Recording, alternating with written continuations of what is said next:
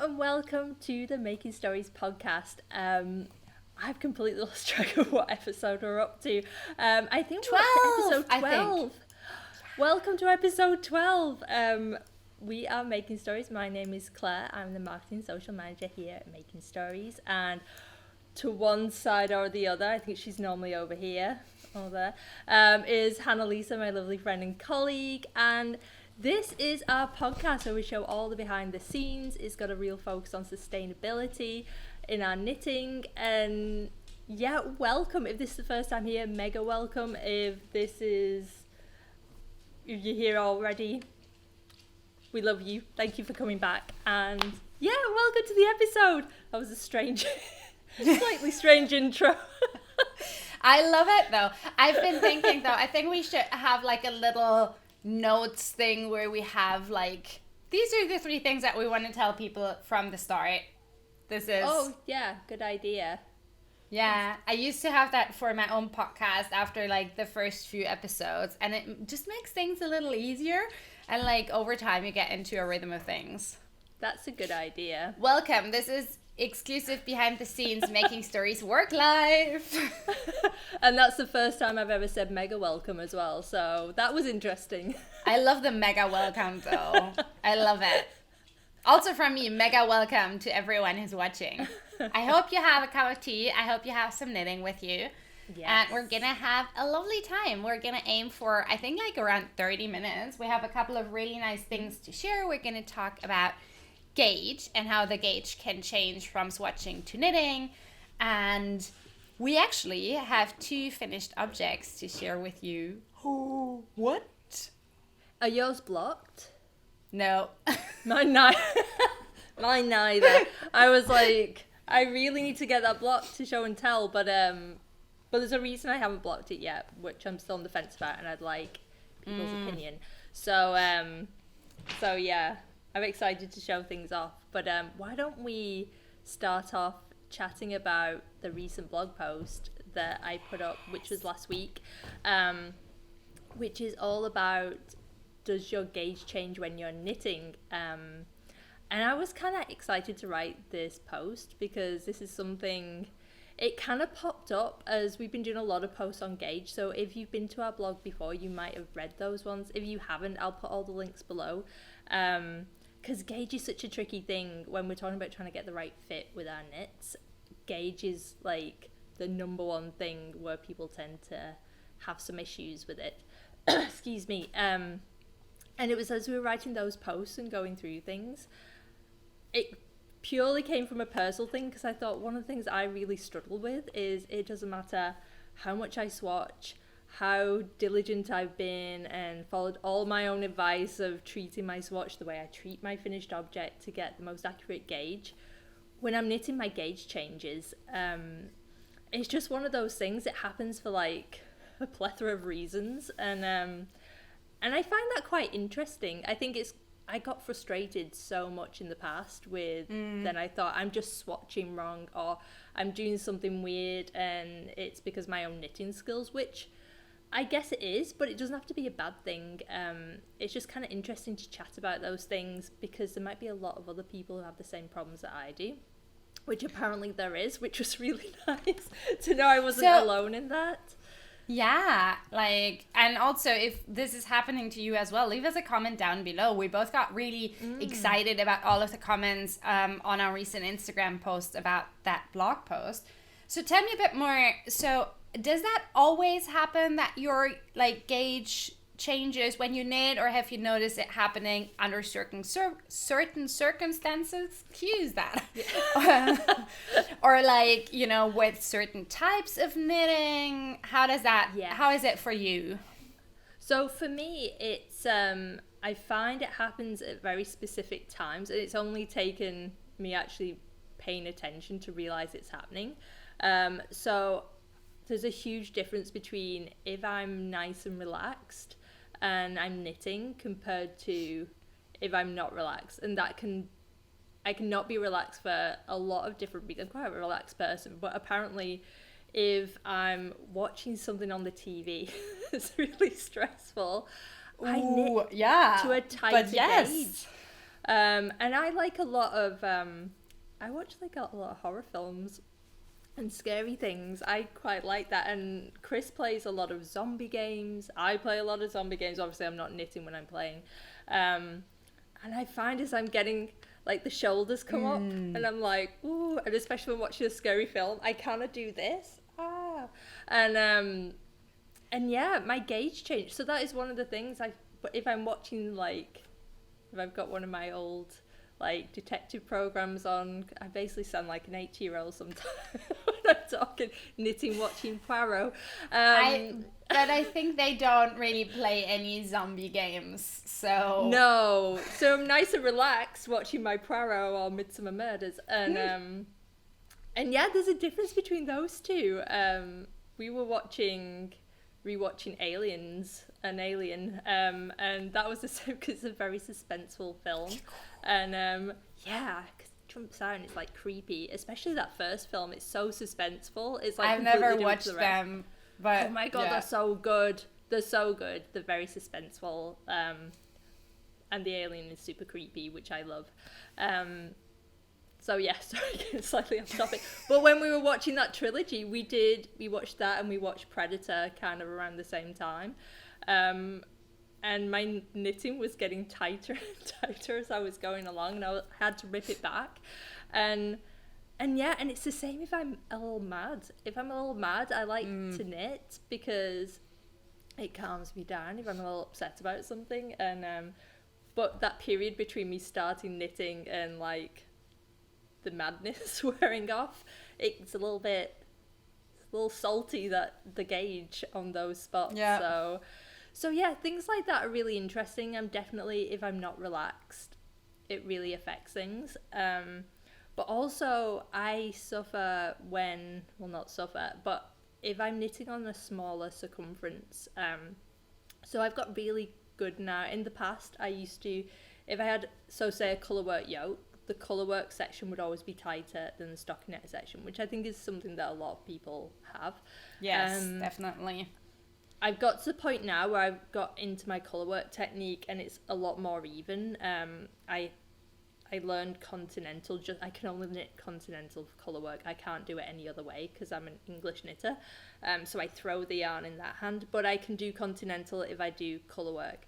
And I managed to really even it out. So my gauge will stay the same over colourwork and stockinette, which is great. But I noticed this on my fern and feather sweater that I've shown on here before. Once I shifted to the sleeves, my sleeve circumference is a lot tighter than the body. So I knit on magic loop as well. So I think part of that is I'm kind of overcompensating to make sure I don't get that ladder as well. So I tend to get a little tighter. Yeah. But yeah, I knit both my fern and feather sleeves without trying it on, which I really should have done. And I had half an inkling that I thought, it looks a little tighter, but it'll be fine. It'll be all good. And I got it on and it was like cling film on my upper arms. Ooh. So I had to rip them. I had to go up 2 needle sizes to get the same gauge as the body for the sleeves. So yeah, things like that change my gauge. Like it shifts all over the place. And I wrote about some other things in that blog post too, which again I will link below.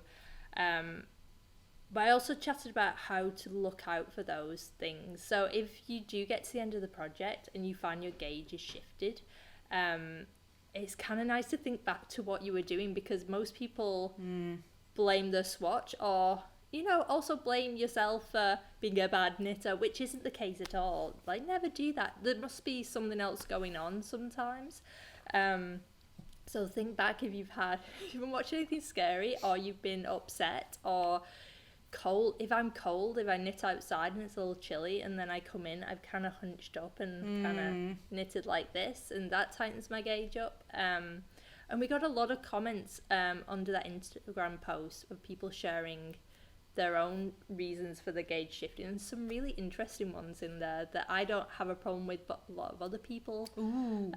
What would be one of those that you found really interesting, like that doesn't happen to you but also happen to others? a couple of people commented that the second sock, when they knit a pair of socks, is always a looser gauge than the first one. Which makes sense because you've done one and you're like, well, now I know how to do that, and you're kind of relaxing into it. Yeah. But I don't find that. I'm also terrible at knitting the second sock. So maybe that just happened to me. And I just Here's don't how know. to overcome that problem. Just unknit the second sock. There you go. Solved.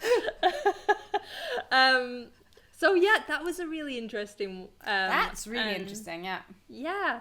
And I thought it'd be interesting to find out, do you have the same problem? Because it's something we've never really chatted about either.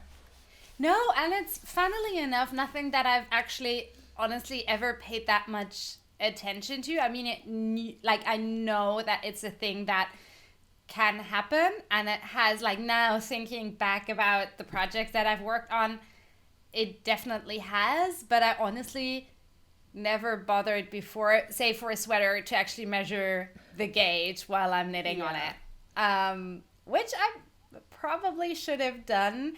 Then again, I'm also someone who likes to fudge things with blocking. So yeah, there's that. And you can fudge things with blocking sometimes. Yeah. But there are definitely instances where I know that my gauge changes. And one of them is if I'm stressed. So it was interesting that you mentioned from the Instagram post that a couple of people had mentioned that with a second sock. That's the most prominent example in my sort of semi-recent knitting history. Really? It happened a few years ago, yeah. It was, I think either before I got pregnant or when I was pregnant. I think, because there was a period early in my pregnancy where I couldn't knit because I got so nauseous just looking at the needles. And around that time, I had actually finished just a pair of plain vanilla socks, toe up, stockinette all the way. And then I knit the second one. And then when I actually blocked them, the second, it was actually, I think, the other way around. Like, for me, I think the first one was looser, and the second one was, I knit that at a time where I was super stressed because I wanted to finish up all of the things at work before I went on maternity leave and thingy, And so that one, that definitely showed in my knitting because it just got a lot tighter. And that is something that I've noticed since, whenever I'm stressed and I just pick up my needles, it's not really so much the hunching. I think it's just that I'm clenching and just really, so that is definitely something that happens for me. The other thing that happens for me, I mean, that is technically something that that I can see when I'm swatching as well, but it's something that is a little bit annoying, but I don't really know how to change it, is that if I'm knitting stockinette, my gauge when I knit in the round versus flat is actually really different, and it also shows. So my purls are, someone explained it to me, I cannot really remember how they explained it to me, but basically I'm knitting the purls not in the same way that I'm knitting the knits. Does that even make sense? Right. That did not make any sense. Essentially, sort of, it's not because it should be mirrored, but there's something that I do with the yarn that is not completely mirroring them anyways. Do you take it the other way around? Because I used to do that when I first started. No, I don't. Knitting. I honestly can't remember anymore. I'll have to maybe ask my mom to watch me knitting, and then she can maybe tell me. But if I knit stockinette flat before blocking, you can see what the knit rounds are and you can see what the purl rounds are, and that especially shows when I'm knitting reverse stockinette. On the knit side, it's actually fine, but you know how if you are really good and with your knitting and it's super consistent, then reverse stockinette is just a plain, there's no difference between the ridges of the little purl bumps and things. It's just quite flat. Exactly. It's just quite flat. For me, it's not flat. It never looks flat. Which I think is a shame because I actually love reverse stockinette, and especially cables on reverse stockinette. Yeah. So that's the thing. That is something that I actually, it doesn't necessarily change versus the swatch while I'm knitting, but it's definitely something that I pay attention to when I'm picking out yarns for a pattern, because if I know it's going to be a pattern where I'll have both working flat and in the round and stockinette stitch, I tend to go for a yarn that's a bit more forgiving. Yeah. So, which makes because sense it blocks out. But yeah. So are your pearls looser than is it part of the problem that have you tried, so you knit on circular needles even when you're doing flat, I'm assuming. Have you tried which one would it be? I've heard about this trick before where you can have one of the needles, or you might have to switch it and go down a size. Yeah. Have you tried doing that? No, I have not. But that's a really good tip. I might try that the next time that I'm knitting something. Give it a go, because that might make a difference. I can't remember exactly how you do it, and maybe if you're watching this and you do that same thing, please do let us know, and then Hannah-Lisa can try it out. Because I read about that ages ago, and I thought, oh, that's genius, because I have the same problem, but not to any extent that I need to do that, but I'm the same. I have to watch my gauge between stockinette in the round and flat. For the same reason, because my pearl stitches are definitely looser, and I have the same issue if I do. That's why my rib, that's why I kind of favour a twisted rib, because my plain rib does it never looks as neat as it could do. Actually, if I do a plain rib, it looks better on the back than it does on the front. Ooh. Which is strange. Which I realised only recently, that I actually looked at the back. I think it was with. Oh, I actually have another FO, but it's somewhere. I have nowhere to it's gone, and it's not blocked, so I'll show it next time. It's my yellow sweater, but I was knitting the edging on like a plain rib, and I happened to turn it over and look at the back, and I was like, it looks so much better from the back. So from now on, I'm just going to turn my thing inside out, and I'm doing plain rib and do it inside out. But that's something to do with me pulling, the way I pull my pearl stitch. One's tighter than the other, so we got kind of off track there, but that was actually a really interesting little chat about. No, I love that, because it affects gauge as well, and that's one of the things. I think if you're able to recognize what's causing the issues, it doesn't mean that you have to then, I'm not suggesting you go away and do some sort of like crazy knitting boot camp to fix that thing. I think you should knit however you knit, and when you're relaxed, pearl stitches are bigger than knit stitches and things like that, then absolutely go for it. I think it's just good to know those things, then you don't end up at the end with a surprise because your gauge is shifted. And also, if like me now, if I know that, it also depends on the yarn on the sleeves as well. Sometimes it's absolutely fine, but I can tell if I'm tightening up on the sleeves, and I can either try and relax a little bit more, or I can go up a needle size. If I can see that I'm doing that, then I don't end up with.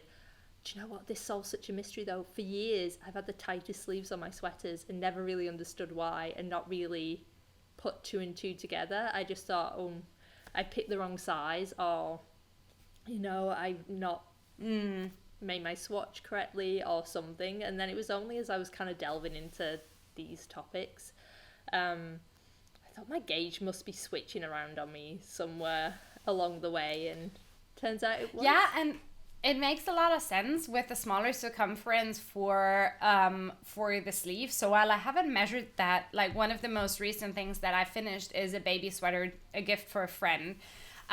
It's a top-down raglan construction, and then I often notice that, then you split for the sleeves and you knit the body, and then when I pick up the sleeves, there are a couple of rounds where you can actually see that the gauge is different to what you knit in the yoke of the raglan.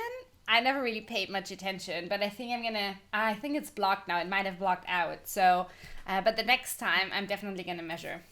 Yeah, I think it's just interesting to be able to see. And that blog post just kind of, because we like to plan out a blog post for the year, but then as we go along and rewrite certain ones, it sometimes just another idea will pop up, and we think, well, that might be quite a nice one to slot in there. And this that was one of those topics, and I normally find that those are the kind of posts where they're a little bit more spontaneous, that people are kind of respond to them a little bit more. And they're normally the things that come up that are more real life knitting issues. Yeah. Or weird things that I stumble across that I'm like, oh, I do this weird thing. Maybe someone else does that too. Yeah. So speaking of someone else, do let us know in the comment whether your knitting changes, your gauge changes when you're knitting. We want to hear. And like, when does it happen? And if it doesn't, tell us how to do that. If your gauge doesn't change, I'd love to know. Ooh, show us your socks, because they're gorgeous, and I love that yarn. It was like a super subtle intro of This is how we roll, people. Nice segue, elegantly away from blog posts to socks.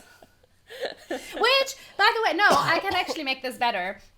So, I used to be a super avid sock knitter, so I always had a pair of socks on the go. Then I got pregnant, I couldn't knit, especially on small needles, because they made me nauseous. And then I only knit, I think, like one pair of socks since then. So this is the second one. Mind you, my baby, who's not a baby anymore, well on his way to toddlerhood, is 20 months old in 10 days. How did that happen? What? I don't know. That's crazy. Don't ask me. But something that I definitely noticed is that my gauge, I still am quite a tight knitter, but my gauge definitely loosened up. So I was usually, I'd be okay with like 56 stitches or sometimes even 64. 64 now is way too big. Like, what? Really? I don't know. Yeah. So they're really pretty. They are. They're I'm really so happy. Pretty. So, as I said, we have two finished objects. One is from me and the other one is from Claire, and both are from issue 5. So, these are the wild grass socks. Ooh, yeah, that would be lovely. Thank you. So, these are the wild grass socks by Fiona Ellis. Yeah.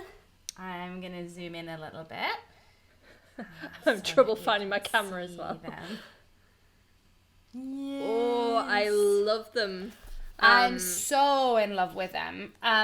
So I want to talk about the pattern first because it's absolutely gorgeous.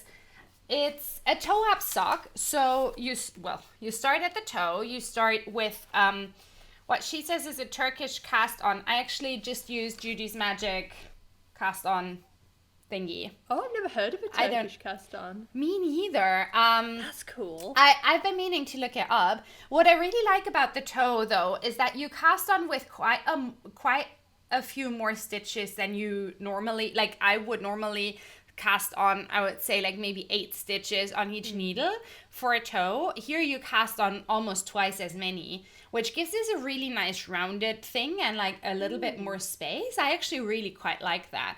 And then you increase a little bit, but you also start the pattern quite soon. And it is this gorgeous, I'm just going to show this here. I think it shows it off a little bit better. Ooh, focus.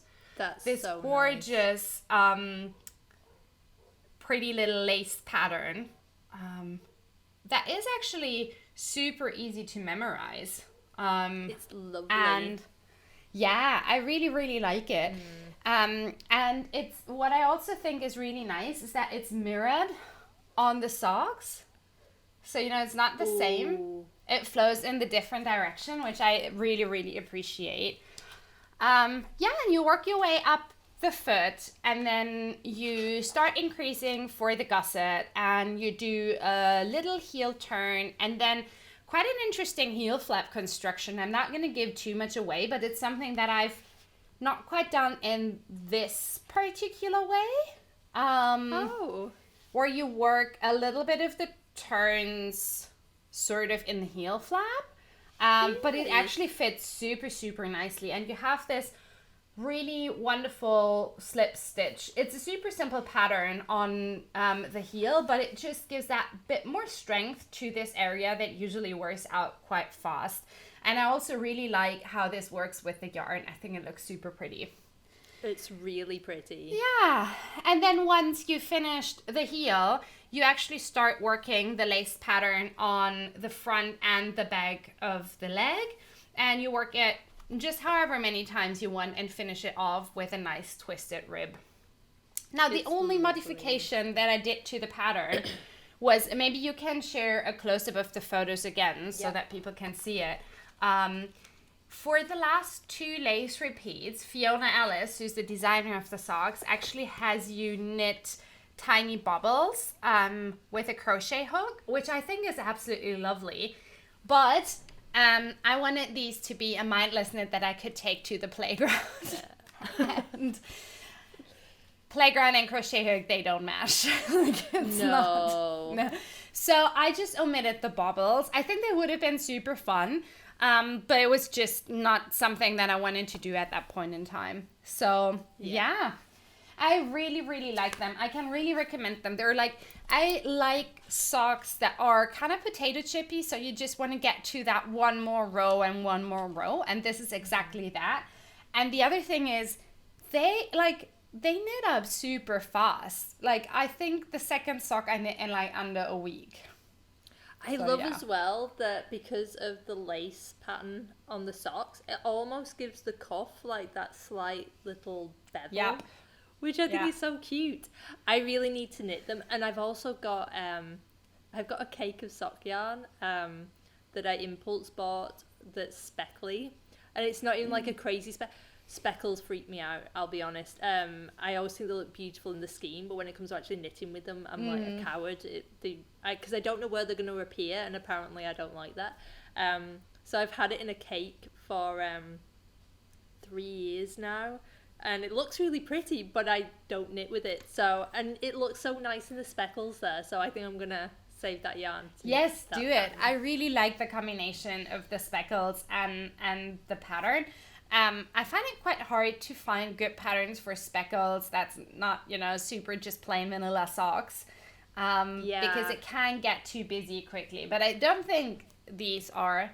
Ooh, and just a little note to the yarn. So this is actually a yarn that I had in my stash for, I think, like 4 years. So way back when I still had the project bag business, I once did a collaboration with Woola Pig, a dye company from Denmark. The main dyer is Ida.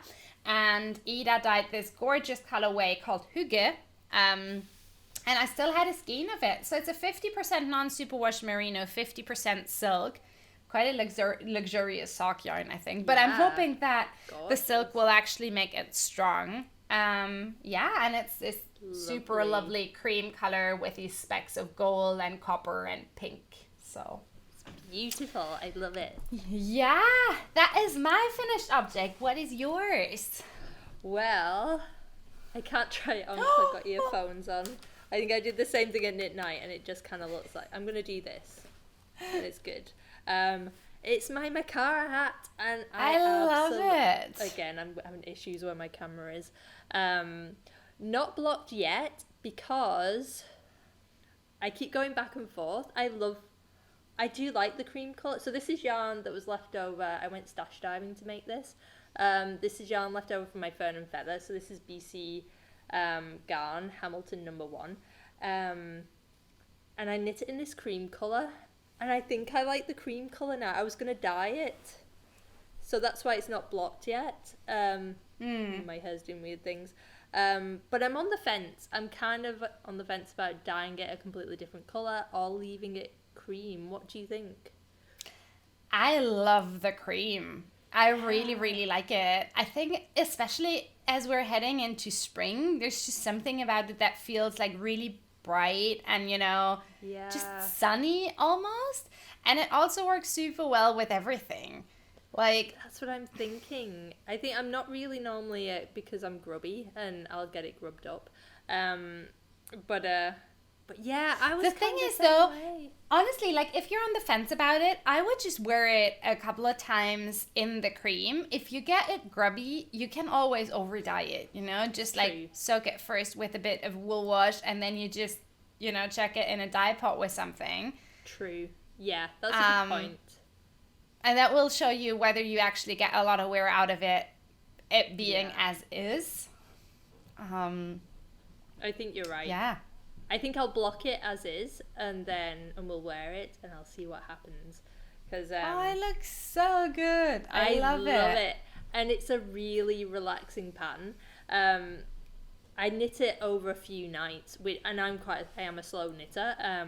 So for me, that was quite quick, and it's very intuitive, and I just absolutely loved it. I'll show it quickly. So the original yarn... Sorry, I completely blanked out on that. I was just mesmerized. I really loved the way that... Here, wait, I got it.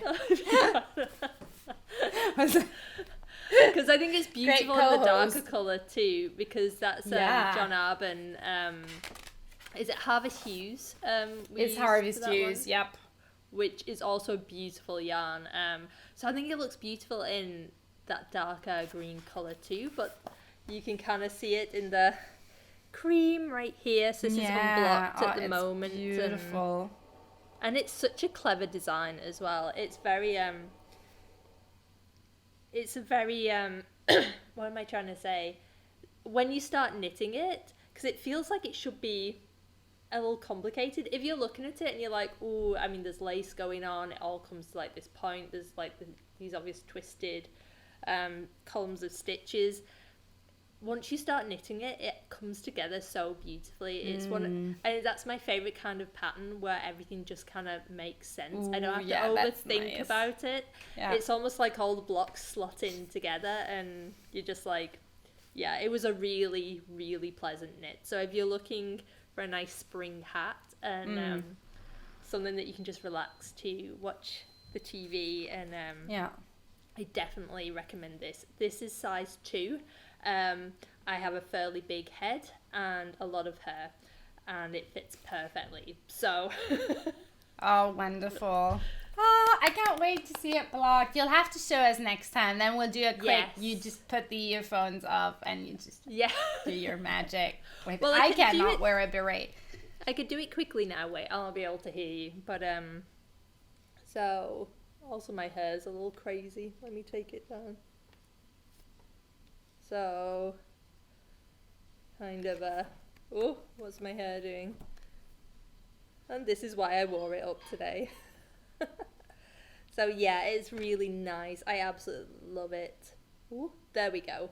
That makes more sense. Ta-da! I love it. And I'm looks gonna put so good. Oh, well, this is a good look for the podcast.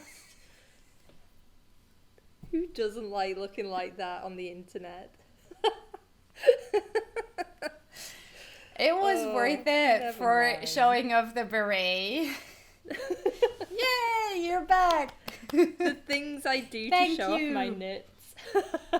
Yep. Well, come on. You kept your sweater on, so, there could have been a... True. That sounds like something I would accidentally do as well. So. Okay, we need to get away from this topic. This is very quickly veering into not safe for work stuff.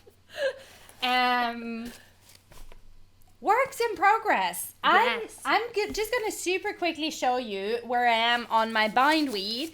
You're going to think this is like the super sales at extreme podcast because we're only knitting things from issue 5.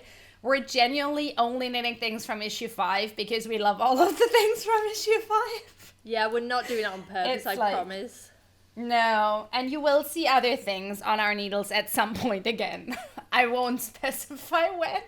Well, when issue 6 comes out, but because there's some gorgeous patterns in there as well. Sorry, I'm just like, yeah. So I honestly haven't made that much more progress on my Bindweed cardigan since our last podcast episode. Because I finished off these thingies and then I had a couple of gift knits to finish. But I wanted to quickly show you, I hope it focuses. Yeah. The gorgeous beautiful cable pattern. That's better in terms of the light. Yeah. So yeah. And I actually was guest at a virtual trunk show yesterday evening with one of our lovely stockists, Julie from Woolzone in the UK, and we talked a little bit about Bindweed in that trunk show. And I mentioned a couple of things that I really like about the pattern, and I think you know, this might be a pattern. It's on the cover and it might look a little bit intimidating just because there's lots of cables going on the sleeves.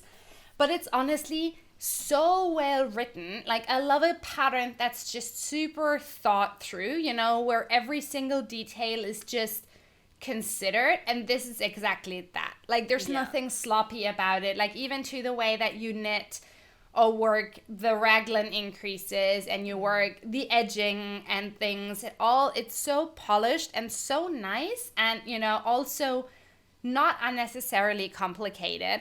And the same thing goes with the cables, because you actually start setting up those gorgeous sleeve cables right at the shoulder. It gives you quite a lot of time to get into the rhythm of the cables and, you know, see how they emerge. And I think that's going to be really nice, because then by the time that I'm actually knitting the sleeves, you know, I actually have it memorized. And it's also, you know, if you maybe are new to cable knitting or not a super confident cable knitter, it's a nice entry, because you're not starting with like full on cables all over the entire sweater, but just a couple of, you know, rows, and you can take it slow. So yeah, that's all that I wanted to share about Bindweed, honestly, today, because as I said, not much more progress.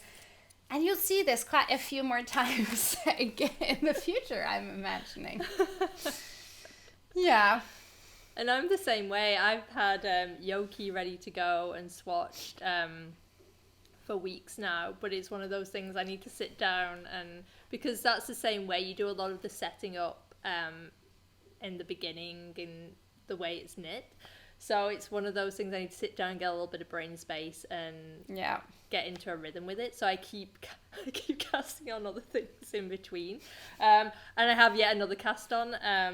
And like Hannah-Lise said, this is kind of, our project's a little issue 5 heavy today, which isn't normally. I have some other plans for some other ones, so you should be able to see some other patterns next time. But I couldn't resist casting on. Oh my god, it looks so good. Isn't it nice? I'm so excited. So the second I saw Watershed, right from when we got the submission, I was just absolutely in love with it. It's beautiful. Q did such a good job. She's so good at balancing cables and having an eye for how they flow into each other. And I just absolutely fell in love with it. And I'm planning on this being my kind of over the summer project that I can kind of pick up and put down. Because I don't actually have a knitted scarf. Well, I have a couple, but the ones that I made really early on, and I always fell into that trap of picking a stitch pattern that curled, because I really didn't understand what would curl and what wouldn't. So I have a couple of curly scarves, which aren't great, and it really irritates me. So I don't have like just something I can wrap around that I absolutely love. And as soon as I saw this one, I thought, I'm gonna knit that scarf. So this was supposed to be my cast on project for knit night. That ended up not happening because I can't knit things at midnight and talk without doing them wrong. So this got ripped back yesterday, and I started again. So I recast it on last night. And I didn't have any of the suggested yarn, so this was originally done in the Fiberco's Luma, which is a beautiful yarn. But shipping, we're in lockdown again here, shipping's really slow, and there are a couple of people online in Canada who sell it, but to get it here, it was like an impulse cast on. I wanted to get on my needles. So I did a little stash diving, and I found my poor Citrine from Jules. Citrine's a gorgeous sweater by Emily Green that we had in one of our books, Jules. It's an absolute stunner. And talking about issues with gauge, I knit it and the entire thing could have fit a small child. I don't know what happened. I think if I remember rightly, I swatched for it and then realised I needed to go up a couple of needle sizes because my gauge was completely off. And then immediately forgot about that and cast on with the same needles. And it was like, I couldn't get my arms in it. I know, and I love that sweater, but it kind of sat in like a basket for over 2 years, not doing anything. And it's the gorgeous Dirura Natura. I always pronounce it horribly. And this is Gilet. Do we say Gilead, I think. Yeah. Every The heavier time. weight, right? Yeah. This is the heavier weight one, yeah. So, and it's beautiful yarn, and I thought it's a shame it's just sat there in this gorgeous yellow colour. So I frogged the whole thing over the weekend. Was it the weekend? No, just before the weekend for knit night, and I cast it on. So I'm gonna get to wear this. So it looks so good. Isn't it lovely? And I like how the cables are looking in this yarn. Yeah, I love that color. I think that's Janae, the colorway. I think so. So it's this, I just love that color, but I also really love because it's woolen spun, so it's a little bit different than the Luma that we used in the sample, and I love, how much texture it gives. It's like, it's almost 3-dimensional. Like the cables, they just sit on top of that garter stitch. It's garter stitch in the background, right? Yeah, it is. I just on that garter background. It's gorgeous. I just spotted a mistake as well. I'm like looking at it going, that's wrong right there. But luckily from the front, you can't tell because it's garter stitch, so I'm not going to rip back. Yeah. I've done like a little mistake right there. But yeah, it just kind of like, it's very 3D. I think it's going to be lovely. I can definitely see this as we're heading into autumn, over this sweater actually, which yes, I just noticed when I was on camera. I wear this sweater to death. This is my vanilla heirloom sweater, and it's knit in whose is this? It's Jess's yarn from Edinburgh. Ginger Twist. There we go. I'm like, I know it's Jess's yarn. This is Ginger Twist. This is the BFL Masham Mayhem. And I wear it. I noticed it when I lifted my arms up. I need to give it a little shave. It might need a bit of depilling. Yep, it needs a little shave and a little bit of love, I think. But I wear it all the time, and this scarf's going to go really nice with that. Yeah, I love it. That's going to be so nice. So that's my new whip. Yay! And that's everything I have to show people. Wonderful.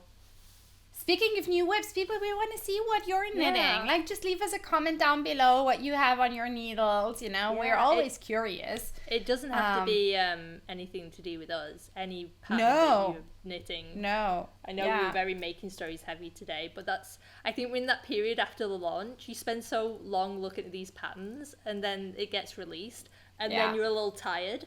And then suddenly you're like, ooh, now I get to knit all the things and kind of experience all the patterns again. So we're in that phase. But yeah, share with us what you're knitting. Also, I'm in the market for a new sock pattern. I mean, there's one more sock pattern in issue 5, which I can knit. But also, if you have any good sock patterns that you enjoyed knitting recently, just leave us a comment down below. And yeah, you'll find links to all of the things that we talked about in the down bar as well. And if you enjoyed this, give it a thumbs up, hit subscribe, share it with a friend or 2 or 5 or your entire knit group. Just spread the word if you enjoyed spending some time with us. And we'll be back here in 2 weeks from now. We will, right? Yes, we're both like, no, we will be back in 2 weeks with another episode. We can't wait to see you then. Yeah. Take good care, lovelies. Bye-bye. Bye. Thank you. Bye.